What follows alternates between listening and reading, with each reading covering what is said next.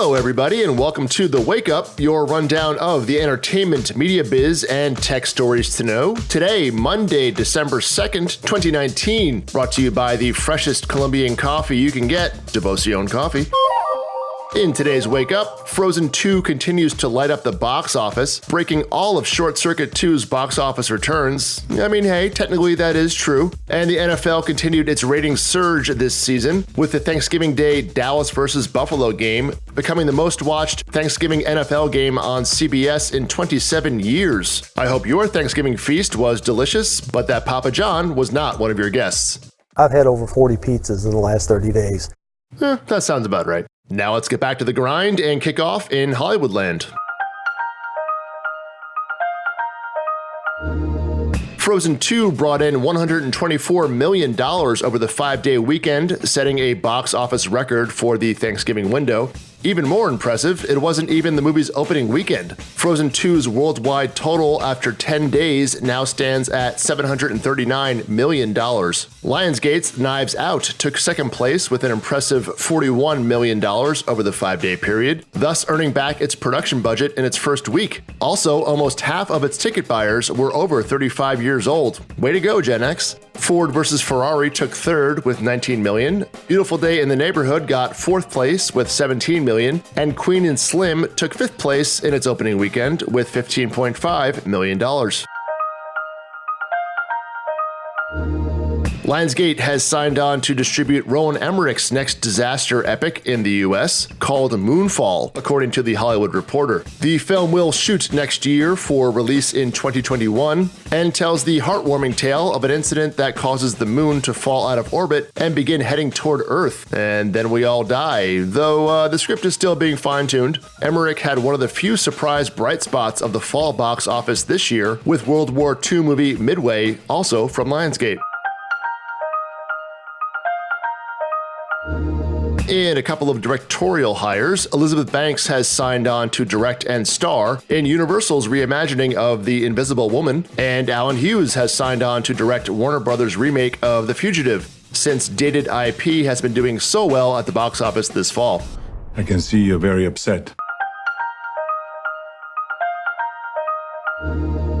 Quibi did not take a break over the holidays, shocker, signing Andy Samberg to host a short-form food show called Biggest Little Cook-Off, where chefs will compete to make dishes in small sizes, like spaghetti and meatballs on a plate the size of a dime, according to Variety. Well, that sounds practical, but hey, short episodes, small dishes, I get it. Also of note at Quibi, another big executive departure, with their head of operations, Diane Nelson, announcing that she is leaving after just 10 months due to a lack of work-life balance, according to NBC News. Diane previously headed up the DC universe at Warner Brothers for many years. Moving on up to the Valley, the Silicon one, not the Boogie Nights one. May I see it? Really? Please.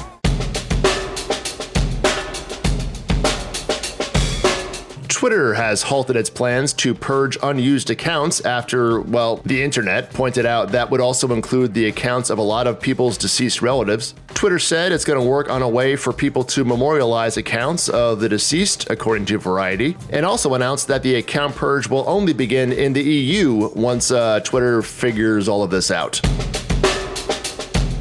Hulu has brought in just under $2 billion of revenue over the past year, but is still over $700 million in the red, with revenue per subscriber actually declining year over year in 2019. This all according to required financial filings by parent company Disney.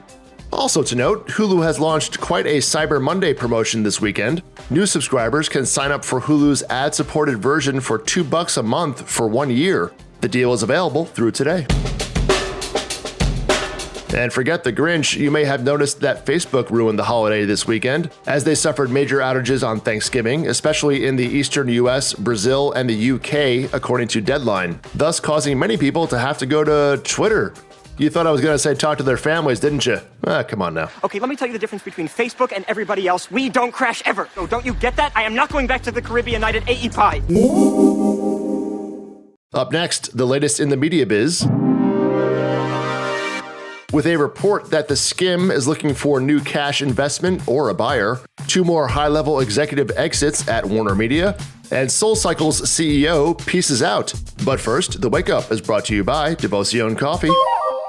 Now, if you're having your morning cup of coffee, you may know it's freshly roasted. A lot of people print that on their bags, but what you don't know is when those coffee beans were picked off the trees.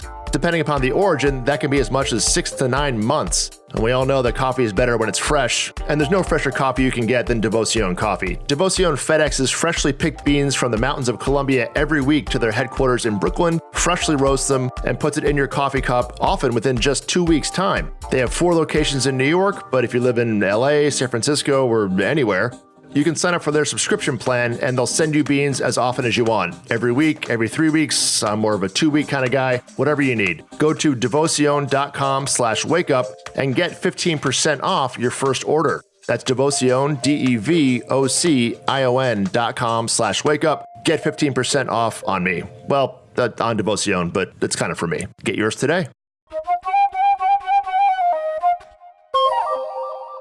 And now, the latest from the media biz.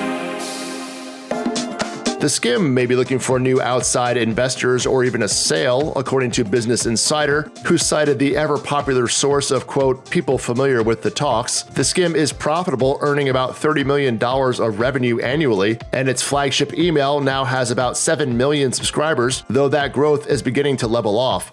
It last raised $12 million from Google Ventures last year. Vox Media's real estate site Curbed is shutting down its sites in Seattle, DC, Philly, and New Orleans, according to The Wrap. This cuts 1/3 of the cities that Curbed covers, bringing the number down to 8. Not really a media story here per se, but since half you people will probably be at a SoulCycle class at some point today, SoulCycle's CEO of the past 4 years, Melanie Whalen, resigned abruptly right before Thanksgiving. She also exited her board seat, according to CNBC. No specific reason was given, although between the barrage of ads we're now seeing every day for Peloton and the Twitter-fueled SoulCycle boycott at the end of summer, thank you Chrissy Teigen, it hasn't exactly been a banner year at SoulCycle. 2 more executives are choosing the exit door at Warner Media. Longtime Cartoon Network president Christina Miller announced that she is leaving at the end of the year, after 15 years at the company. She also headed up Adult Swim, Boomerang, and Turner Classic Movies. And Marie Moore, Warner Media's SVP of Communications, is also departing at the end of the year. She headed up comms for the Turner Networks and HBO Max.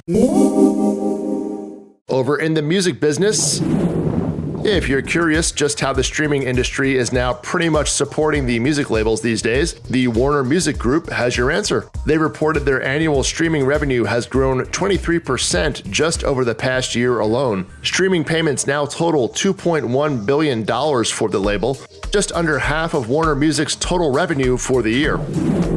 And finally, in great news for the year 1989, Motley Crue, Def Leppard, and Poison are teaming up for a tour this summer. No word on tour dates just yet, but fingers crossed they'll be playing my grammar school gymnasium.